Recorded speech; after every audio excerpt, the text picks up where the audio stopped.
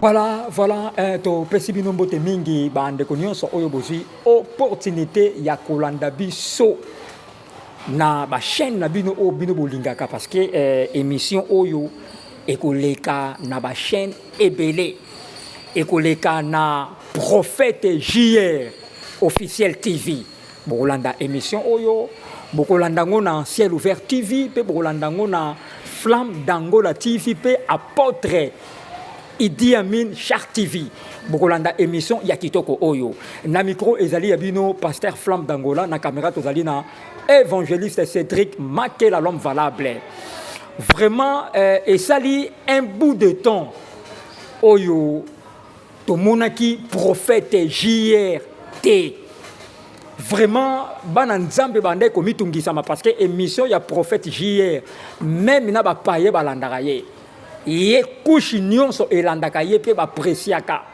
ba dire na ye vraiment balobi vraiment c'est un homme de Dieu puissant, c'est un homme de Dieu charismatique. To sali tembele tonde comme un prophète JRT pourquoi nabi que pendant tout au long de l'émission oyo boza la brancher pour partager émission oyo massivement pe bo s'abonner na prophète JR officiel TV bo ozala jamais déçu. Na gauche nanga nazalina l'homme de Dieu, l'homme sans mélange. Otolobaka na gauche nanga nazana ye nazoyamba ye. Bonjour prophète JR Esdras. Bonjour pasteur Flamme d'Angola, Moutou d'Angola, comme Saoud. Ya, tudo bem à Saúde.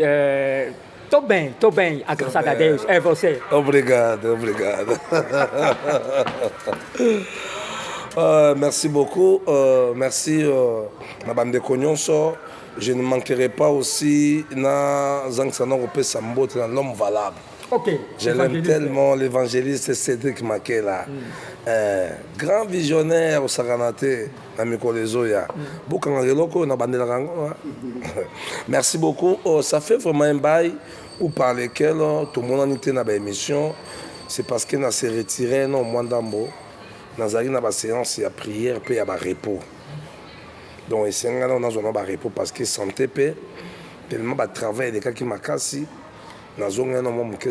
Et puis, tu multiplies les mingi la montagne. Même dengue tozo tout ça d'émission awa et ça que l'autre jeudi le 14 d'autokita qui lobby mercredi le 13 mai autota kingomba na bana c'était bon. Voilà un peu ça. Yango tozongeli ba numéro na biso sikoyo au monde biso à tout moment présent dans vos chaînes. Il y a biso même il y a YouTube na ba plateforme ñon surtout ne bo message na côté la biso beaucoup continuer comment na biso merci. OK, merci prophète JR Esdras. Pasteur Ange Mwamba na Paris au Moni prophète JR Muto yo lingara mingi yeyo apôtre Idi Amin Char patriarche Vincent Makela bomoni prophète JR o babaike azoleka soute pona nini parce que azoloba kitoko lelo yeyo azalaki na ba chaîne de prière nde akitei kaka lobby loleki c'était mercredi lelo toza jeudi to juillet vraiment awa na kati ya église midim église oyo yazali représentant légal bobo sanate lelo tozolobela ba phénomène makiona prophète JR na moni ba pasteur ebele ba lobi ke pasteur Flamme beaucoup de gens ba siège monsieur te yebisaka ka prophète JR a démontré le biso ba TikTok ya ba faux prophète on o ba salaka ndengo mona bi prophète JR si on a le biboyi mutupo asala ba makiona c'est ka na makila wana ukoma. En fait, mon tout pas ça la makiona ezakundete kozana makila wana. Makiona ezali la force ya faisabilité ya diable. OK. Ou par lequel azoya ko introduire yango et pas ya basala nzambe ya miyibi ya lokuta pour que ba essayer un peu na ko booster ba ministère na bango mais dans na côté ya mabe. OK.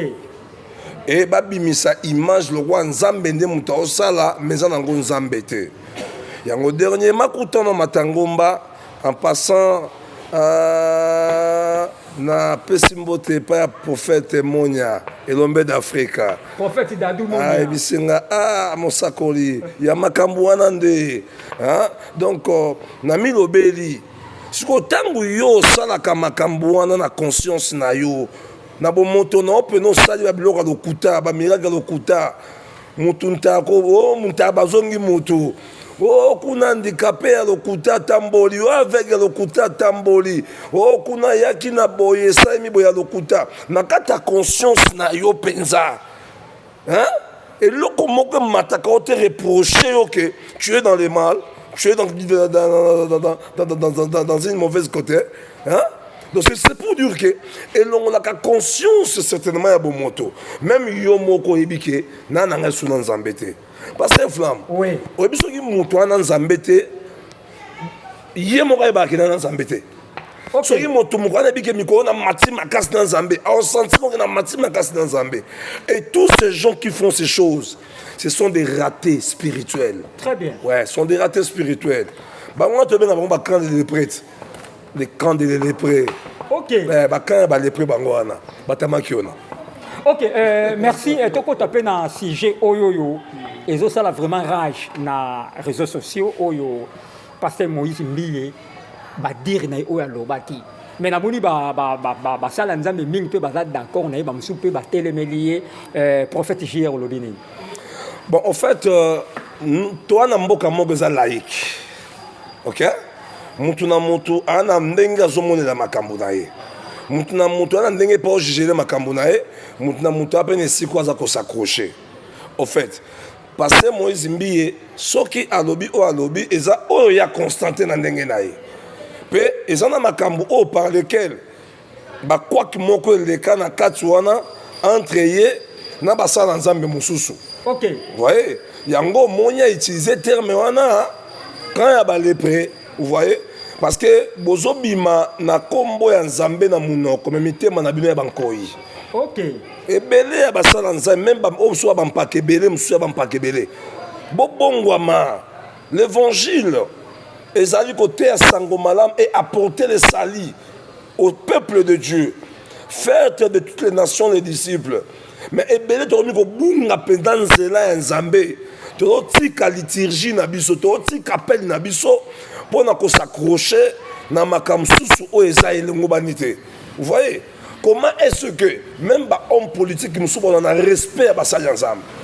Respect à pas basali nzambe mingi ebele bela pourquoi parce que au lieu que bango nde ba ya ko luka biso et comment de biso ne to mango landa bango na sima. Alors, nous avons propos par lesquels on koloba, nga nga ko condamner na katsuana te, na ben ko défendre na katsuana te, ya ka mon pepo ezole ka mutu ndazo ka par nae. Merci beaucoup. OK, merci. Wana to leka kaka to leka ki biso toza vraiment pour naté. Biso zaka na phénomène makiona. Ba makioniste. Prophète Esdras, sikoyo na lobi boye ezalaka série moko boye pourquoi omona ba makambango et bandi ko régner un mot ekoti mai ezalaka dia quoi et ça ba engrais chimique. OK. Tala musa nzambe a facilité soko benga mate au bois kangunda avant de faire réponse à Likambo Lobi je connaissais il y avait un frère pasteur Gauthier. OK. Je sais pas soit à Kinshasa ou à Toazab, je sais pas. L'homme de Dieu avait commencé l'œuvre de Dieu. Dans la commune, il y a Kinshasa, je pense. Après un moment, je me connais que voyage et tout ça. Mais je suis à Kinshasa. Bon, tout le monde a un peu kala vraiment. Na Outaki Beach, na zoki takota no Cafex, na ville Wanaboye, na côté Badibongo Zalaka. Je me dirigeais vers chantier naval. Oh, libongo mongo zakawana. Na mona na porte ya libongo wana. Mutu mongo na tenue ya la police. Oh. Kabi ah, ozo na pasteur Gauthier hein. Tara mutu na oyebi. Oui, bah la moko, oui. Ma bité na pousse nga par curiosité. Na poussa ni na poussa na pembe beba na monier. Oh. Pasteur Gauthier. Oh. Yo commissaire la police ndenge nini. Abi ah ya makambo bongo siko etonga nzambe abisinga prophète Esdras Oui, bon, on a. Il y a barré. Yango ya barango. Yango va barré na barré. Barré yango. Mais on a déjà beaucoup à la police.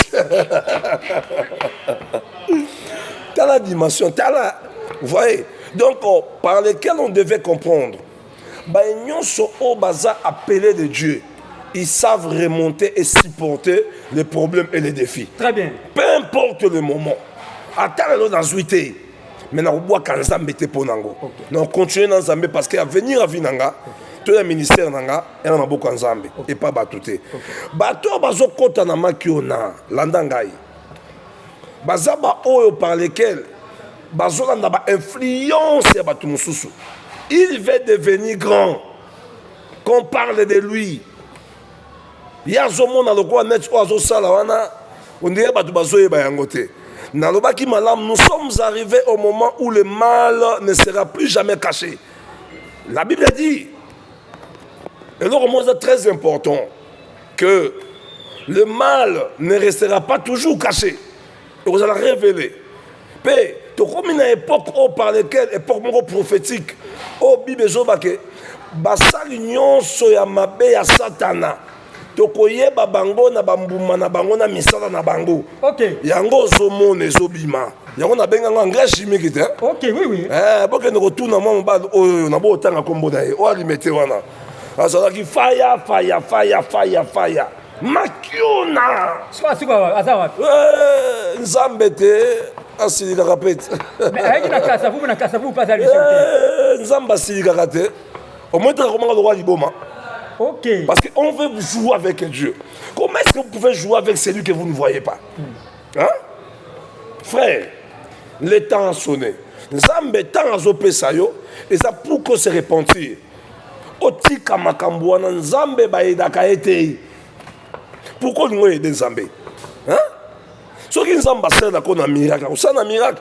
Beaucoup ici miracle on dirait le comment il y a pamba. Non. Miracle. C'est un don, une grâce, une capacité que Nzamba peut s'en pas montre. Même Yesu Yemoko, de son vivant, Mikolonion sur ça un miracle. Hein? Parce que on a une nourriture céleste. Tant qu'on peut ça la moutou, il faut moutou on a demeurer dans cette église. So bino batna bino on peut ça un miracle. Pourquoi il ne demeure pas à l'église? Ba cop, ba passer ba cop. Tout ça na bino yaya. Moutou abangisa moutou azate. Pour ça, un peu de côté. Vous devez changer. Oh, Ezali, la sonnette de Dieu, la dernière temps, pour que yo, ozonga na ba norme, ozonga na nzambe bisiko tikakie. Merci beaucoup. Ok, maître Idi Amin Linzoke Mbombo, maître Julio Consolata, maître Daniel Tumba, maître Stani Senga, maître Cambez, et maître Grace Labila. Au Bazaliba avocat, il y a émission Éco Internationale. Nzamba Pambola Binobo partager émission Oyo massivement. Est-ce que tu tangi combo na yo? Tu tangi combo na hôtel Oyo Ozoa et puis voilà prophète J Bazolanda yo vraiment avec beaucoup d'attention. Question ngeza boye. Nalobi soki mutazo sala makiona. C'est que tata na yepe à cause de la makila ya tata na ye ya molimo ou bien comment? En fait, il y a des pasteurs oyo à côté d'un système wana. Alors on a senti il y a des serviteurs na ye a zoapé bango à côté ça bango na système wana. OK. Ba comme na système de ba tel père, tel fils. Bana ba yebi ke papa na bango atinda bango basalaka baje wana bakundaka babiloko basalaka bamontage bana bakota mpe na kati ya idéologie wana bango nde baakompagnaka ye pour que makambo wana eganga bazala lokola neti baestantere ya oyo balance eloko bato bakamwa bamona ngo eza ya solo. Alors mwana wana mpe akokoma mpe paster akokomisa mpe paster akoinitie na makambo wana yango ozomona la plupart ya baoyo bakoti makiona bakotaka facilement na bakisi bakoma koluka banganga yo monaki te bakulumbimbi banganga bakulumbimbi bazota bangola bamosusu baza koto bazoya baotanga bakoma bapaster ti aya kozwa eloko epa na ngai ezaka mpe ya solo ya solo ko ya solo ti ozala ya solo boka pamba boya otanga komona pamba ezaka ya solo ti batiaka batembe soka biso wana tembe na koyena ye wana ya solo ti tant que menaçaka bango bongo na sima siko ne babendaka bango na téléphone ono ya bon match na scène ya ko lokoko c'est sur émission te hein ça libéré wana siko le quoi ezaka contrat non c'est yo ko pesa nga boy ko pesa nga autant toto yokanaki il faut pesa nga loko boy il faut pesa nga molimo mutu moko il faut faire des personnes vous comprenez donc dans le sens wana tant que ça pour que attirer ou soit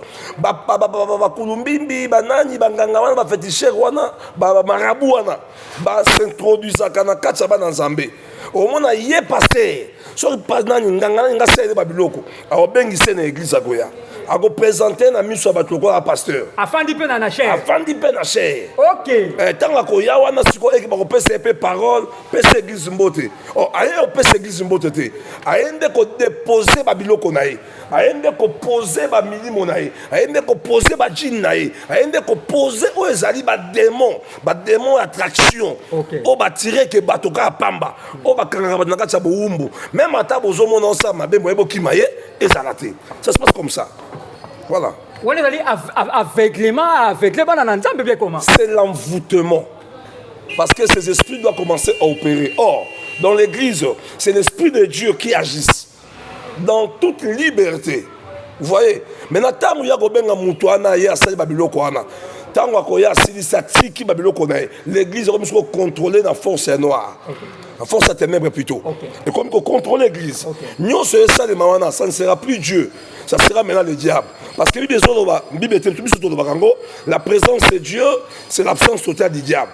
Mais là où se trouve Dieu, le diable ne peut pas régner. Alors là où se trouve aussi le diable, Dieu aussi ne restera pas là. Vous voyez? Donc l'église est sous combiné dans Nzambete. Mais Jésus est absent dans cette église-là.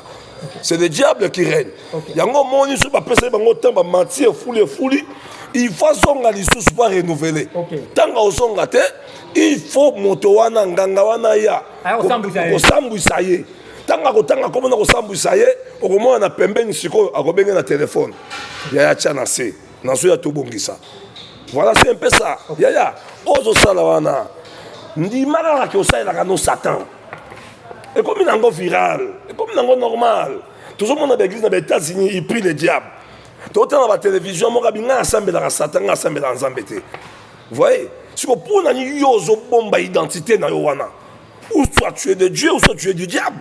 Mais toi, tu es du diable avec tes œuvres. Frère, au Koufa, au Moni Ouza Kouta Koufaka, hein? En réalité, Ouza Koufate. Mais en vérité, Ouza Koufaki pourquoi? Parce que Akendeko Simba Babiloko Ezalaki réservé te ponaye. Babiloko Ezalaki Akendeko Simba Arche Ezalaki te autorisé ponaye. Yango Yakendeko Koufa. So yozo me m'a fait étranger dans l'église. Hein? Ozo m'a fait étranger dans l'église. Pona yozo bika. Nzambe nazo senga na yo. Zwe nanga bato abongo zongo sabongo na sama bele. Pour église évangile, elles sont anormales. Ces hommes doivent être frappés. Hein? On peut presque tout faire, mais sauf cela. Vous rendez l'église de Dieu faible. Vous rendez l'église de Dieu faible. Bon, comme ça va tout incrédible. Est-ce que Nassima Nangoya, on dit que va passer? Jamais. On dit que va passer? Jamais. Ou à coopérant, ou à commerçant, ou à mercenaire. Frère, faites très attention. Ils ont l'âge de ministère. Ils ont l'âge de qui moto. Comme tu es censé de faire l'œuvre de Dieu, il faut le faire bien. Sur une zamba kanaka peut 50 personnes. Batira bango. Tous les pasteurs, toute l'église ne sont pas appelés à voir seulement la foule. Non. Hein? Non, non. Même temps, on zamba au la talent. Mon qui moko. Mais pourquoi tu veux t'égaler à l'autre? Laisse Dieu faire son travail dans la paix, dans le silence, pour que tu vives les bons moments. Nous préparons le peuple de Dieu pour le royaume des cieux et non pour la gloire de ce monde. Hein? Non pour la gloire de ce monde. Dans ce monde, au sensible, car ils ont matabisi. Mais préparons d'abord les gens à connaître Dieu, à bien marcher avec Dieu, à craindre Dieu, à respecter Dieu et à obéir à la parole de Dieu. De faire de ces gens au bateau intègre devant Dieu. Et non de faire le peuple de Dieu bazala basoife ya baprophétie. Même yope frère, ma sœur, olingi makamba prophétie mingi. La prophétie elle est bonne.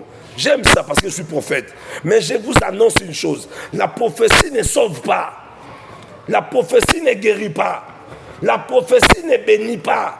Mais la prophétie, ils ont sa orientation, ils ont sa information, ils ont rappelé au makambo, ils ont indiqué une directive pour que comme bisiko nzamba ozela yo.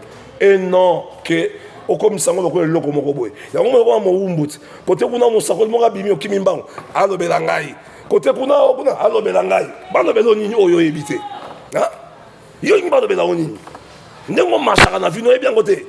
Si les choses ne marchent pas, attends cela dans la prière. Cherchez Dieu. Que Dieu vous bénisse. Que Dieu vous bénisse. Ok, merci apôtre J.R. Kanda Izomataye mingi parce que trop c'est trop. Apôtre Idi Amin alobaki loko oyo alobi mais ba pasteur na pasteur et nzamba ko peso capacité ya gérer 20 membres. Ça suffit pour na yo. C'est tout. Kokende te ke na capacité nzamba pesi yo okende au-delà. Okende kogumba me la balle. Yango tozomona ba dérapage. Mawa trop. Prophète J.R. Étant que prophète nzamba sei la yo ya mingi nzamba fongola yo misu. O mona kana likambo e batami. Nalobi ndenge no ko yeba ke pasteur oyo obengi na église azoteya aza makioniste. Ba signe nini ko talisa ke moto yo na bengi ya teyi me nzamba na kisinga kaza makioniste na ba signe yo talisa ni. Signe liboso balingi mbongo mingi. Premier signe. Signe à liboso. Soko bengisa yo atelemi boy na chair. Même beaucoup mari na suka. Au monde a que te musakoli pesa na 5 minutes. Na lo belo ko mo nzamba yebisangai. Na mo nzamba linga pambola. Oui, Dieu parle. Nzamba pambola batwa. Ndenge zaboye nzamba pambola batu mais comme signe à pambola batu. Na zo benga tout le monde. Aya sala offrande moko boye ya chiffre kingadi. Ce qui peut de Dieu na mbongo wana na sima ya koyebisa o ya kateranga parti na ngai et bon na saki mpona zwa parti ti Wana bandi pe ko discuter abandi po discuter yango tala soko zomona muninga pasteur aye pa na yo na église aye ko visiter yo aye kaka po ya koluka mbongo c'est un macchioniste na domaine ya makambo mbongo hein moka et pas Ezra kuna jijo ezali Simba bater mais oyo so bi jijo ça veut dire mbongo ah c'est wana na jijo c'est wana photo liaye frère wana photo créer baso lingelo boule vous voyez okay. Donc si na liboso balingana no mbongo bango amte ils n'ont pas la compassion des âmes ana tina na bino te ils disent ceci pas de pitié pour le gâteau de la veuve. Oh my God. Oh. Mais toi, tu n'as pas de pitié pour les gâteaux de la veuve. Attends, l'indien, tu n'as pas lui, son problème, c'est ça, yote. Lui, son problème, c'est ça, oyo sanango. Azwane yango. Babi, bon, mercenaire. Basé belé. Yango nga soko benginga pour me dire que, ah, Ezras, au Kanyana nga porte ka fungola nga na ya côté ya ko so senga bongo na pesa te. Nga pesa ka cherche nous va convaincre nga. Parce que si nous va convaincre nga c'est que tu as quelque chose à donner au peuple de Dieu. Peut-être offrir nous permettre de mettre ma solo te au monde il faut que nous retourne au papa. Pensez yo lingoloba. O te bisanga bité o nzamba o pesa yo vas-y. Nous sommes là pour bénéficier de ce que Dieu a mis en toi. Okay. En dehors séminaire et cause là, on appelle ça sous-thème ma séminaire, les combats de devenir. Vous voyez, on a sélectionné ça ensemble. Ah, l'évangéliste Cédric Makela. Ah, pasteur Flamme d'Angola. Bozaba intervenant. On a coupé ça notre thème principal, puis on a développé soit sous-thème ou soit on a sur sous-thème à développer pour l'avancement à corps de Christ. Très bien. Mais il y a un peu de pia kamikolo bani fungo dans la porte à côté. Ya bosan adresse ou n'est pas nanga ozoate. Église a place à commerce c'était ndenge ozo souffrir ba demba souffrir. Na ozo tele mais la recommandation té si l'Éternel donne sa recommandation vraie. nandima yango mpo nga mpe napesa recommandation nga moko mpe nazwaka recommandation de la part de Dieu. Voilà un peu ça. Merci, Pasteur Fram. Prophète Esdras, ozo kundola vraiment makambo e batama parce que batomingi baye bangote. Yango moni mondimi babenga ke mondimi po andima kabindima ndima. Oui bandime mo bapesa nga kanda. Ozo mona melake ba okosa yo me ondima kaka. Question ngeza boyi. Nalobi est-ce que pona osokola mutu makolo na église. Est-ce que ezaka obligé mutoyo azana mbongo nde ba sokola ye c'est une recommandation muto azana mbongo te ba sokola ye te? Est-ce que toi tu sokola ki ba yekoli bankola sokola ba mbongo? Non. La recommandation à Kosukola est à paix habitude. Si Dieu vous a inspiré. Vous voyez pourquoi? Parce que au moment matambi na biso. Ndenge to nyataka mabele a des esprits. On peut maudire mabele à cause na yo. Si tu es à Jérémie, non? Oui. Hein? Oui. Oh, bazolo bana terre. Enregistre-moi cet homme comme étant privé d'enfant. Vous voyez? Balobeli ma belette. Vous voyez? Ce qui saison dans Zamba révélé Moussa dans Zamba.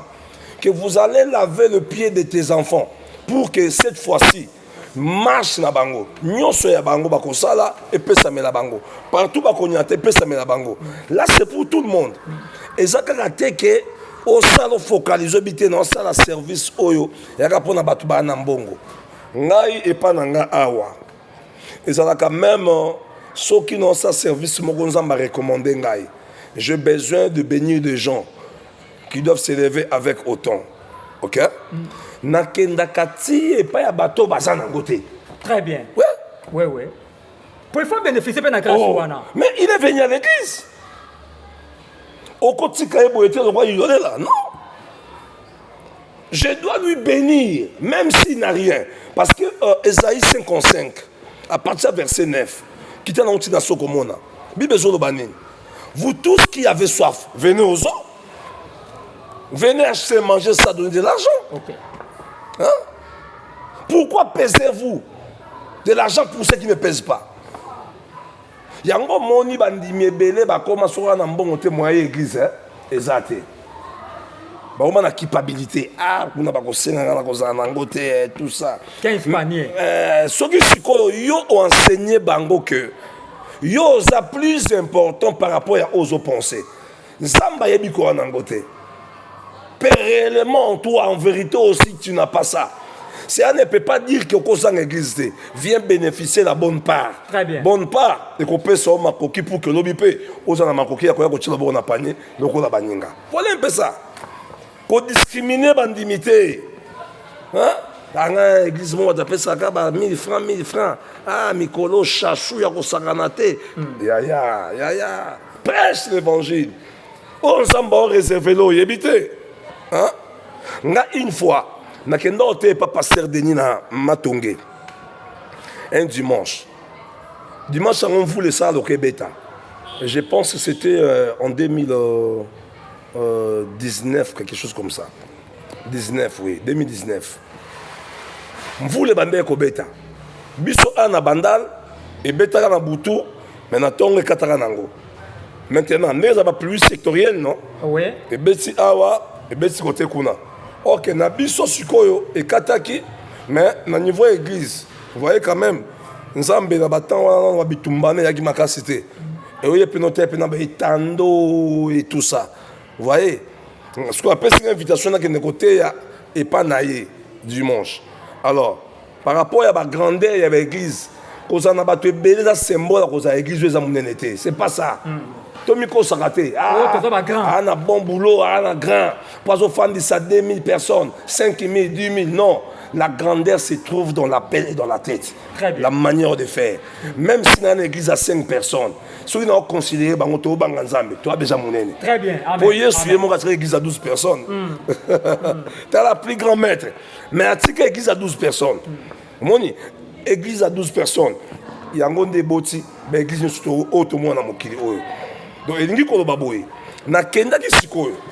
Dimanche, na tiki bato ebele. Na kekuna pas na bango, matanga on voulait bandi. Imagine toi dimanche on voulait betara passer raisonner de mute mesalak. Ah, Moutem et Didi Gila. Je m'excuse. Tande Moutem et Didi Gila. Ah, boulot yo. Mbulo yo za combat, mbulo yo. On a combat. Ce qu'on a commis kuna, mvule kati ba 9h. Église pe bandi. Donc là c'est mi comme là qui na apesa que oyo église e bandaka. To adorer ensemble na bango, to louer ensemble na bango, mais to komi, to continue ba bandi ko ya te ba to ya na misu na biso. Pe na mvula wana. Dimanche wana, soki ba bazaka ebele na kata kilt wana. Bazaka au moins ba 35. Soki bazaki belé. So a besoin na tika ki ba 300 quelque. Na kekula na kokuta sikoyo, ba 25, ba 35 ba biloko mora bongo. Pe bazwana na misu na ngai. Era mateya. Parce que sanga papa zela nga bité. Makambo zeleza te ba déjà mi balé. Oui. To banda. L'onction va attirer les autres. Même ya balabala ba kozala tirer. Bandi côté ya. Bandi côté ya. Avant on anda côté ya. Moi, je suis madame Nangabi Singabi. Ah, de l'eau à la somme, hein. Ma maman passait à Binopé. Maman passait. Maman passait à Yelambongo. Amen. Amen. Tenabi Oyangate, maman passait.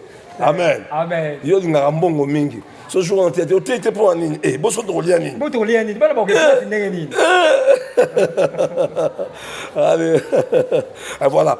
Ce qu'on aime, mon mère Singabi. Ah, ce qu'on a est sous Kaboni. Abinoki noki passer de nima wa na yipo nani ay bon souvent au vivre ndeni dimanche kabisi ya makambo na hotel ya makambo nzambe jour wana côté ya na ba service offrande oyo ebimaka jour wana na inentendu. Très bien. Même na mona mutu na nga na raisonnaka yango te to bimaka au moins na ba 850 ba 900 $. Au toujours en dimanche on n'est pas nangai et comment même pas bongo et pas dans le sangabi papa tala au fond nous sommes ensemble et sali 300 000 ce qui n'a $20 mais qu'on a et même 900 $, avec des 35 personnes. So, par rapport à ce qu'il y a grandeur, c'est que bon, est grand par rapport à Nabiso. La grandeur s'exprime dans les bonnes actions, aux maîtres, et puis l'alignement avec Dieu. C'est ça la grandeur. Merci beaucoup. Ok, merci. Tozo Landayo, tu partages l'émission. La dernière question pour nous clôturer. Prophète JR, Makiona au juste Ibanda Wapi, Ibanda na Afrique ou bien en Europe? Makiona Ibanda na Afrique était, Ibanda en Europe était, Ibanda depuis les temps anciens. Et qui t'y sikoyo? Nous sommes ça de ASC Banda. Et là, c'est qu'ils ont été. Ils ont se moduler, se modifier. Vous voyez? Oh, bah, on a besoin qu'il y ait à gauche, bah, qu'il y ait à gauche. Bon, tant pis besoin qu'il y ait à se purifier, se purifier. Au pays, Azali, qu'on s'est purifié, à se purifier. Cela veut dire quoi? Il y a des choses de l'ancien où ils ont retenti. Dans l'école, si le soleil tourne autour, la terre tourne autour du soleil. Donc ce sont des choses qui reviennent et qui changent de forme. Okay. Vous voyez? Okay. Donc c'est un peu ça. Prophète, tu as comme une Souka, programme de l'église et Zandérini. Programme de l'église et Zaboye, dans le mois de mai, dans le programme normal, il y a quitte d'abord, les mercredi, plutôt mardi d'abord, de 9h à 13h30. Dans la chaîne de prières, au Tobenga, 1000 ans égale un jour. Et ça, il y a une solution, il y a une guérison, il y a prophétie, il y a une prophétie, et puis il y a une prière. Et ça, je journal, tu bongi ça yango, tu passes à venir tant dans Zambé, na kata ba séance ba prière na ba service wana. Et après yango, ndena yambaka bato de 14h, si place nous avons aussi de ça. Donc, nous sommes disponibles pour nous montrer on a besoin de la consultation prophétique, soit un dialogue pastoral. Je suis là à votre service. Et le mercredi, nous avons un kit d'enseignement. À partir de 7h jusqu'à 19h30, jeudi, kit à ma maman. Vendredi, nous avons un kit à combat spirituel. Autre barbabiloko, par lesquels Zambé. Adata sarabiso pour nous retaler ça dans un babiloko et bombama afin de bien combattre. Si tu veux rendre ton combat facile, tu dois connaître ton adversaire. Il faut y aller pour longa yango, sinon tu ne jamais longa yango. Donc on a quitté le combat, on a de 17h juste et à 20h juste. Voilà un peu ça. Et puis dimanche, on a un culte dominical Nabiso par lequel tu as adoré Nzambe de 8h30 à 11h30. Donc le programme Yangwana Otozanango. Ce qui na bambungsto na to sala to manquer te ko yebisa bino na programme mezo ya mais programme wa makasi tozali même yozo landa ngai na numéro na ngai ozomona na ba ya télévision wana et na M-Pesa et na Orange et puis na retirer bino pe numéro ya compte bancaire pour na ba virement bien sûr pour nous soutenir musala oyo parce que église en charge on Nzamba pesinga midi on a Kambaka et ils ont totalisé 15 ans. Le 2 août. Alors, le 2 août, il y a une manifestation monene. Il y a une plateforme municipale. Il y a un bourgmestre, soit représentant de Mtakoya. Il y a un air à la police, les amis et connaissances et les éminents hommes de Dieu. On va inviter d'honneur en Nangaï. Donc, les Kapenza, dans la célébration, il y a tokolia tokomela tokopambola Nzambe et puis na sangisaka pe yango na anniversaire na ngai nga na botama le 27 juillet église ebanda le 2 août jour on a bébé joyeuse bébé na ngai le 27 août. Ah bon? Donc voilà tokokutanisa yango pour que eleka ba programme eza yango tu as besoin de soutien, on a besoin d'argent pour une très bonne organisation. Pour nous sommes maman kwanga kusoma dikayabu, ça demande de l'argent. Entretenir l'église et tout ça, arranger les choses. Quand on a besoin de modification, vraiment l'église, quand on a des conditions. Moi, je suis au maintenant, tout ça, les missions. Alors, moi, je suis non?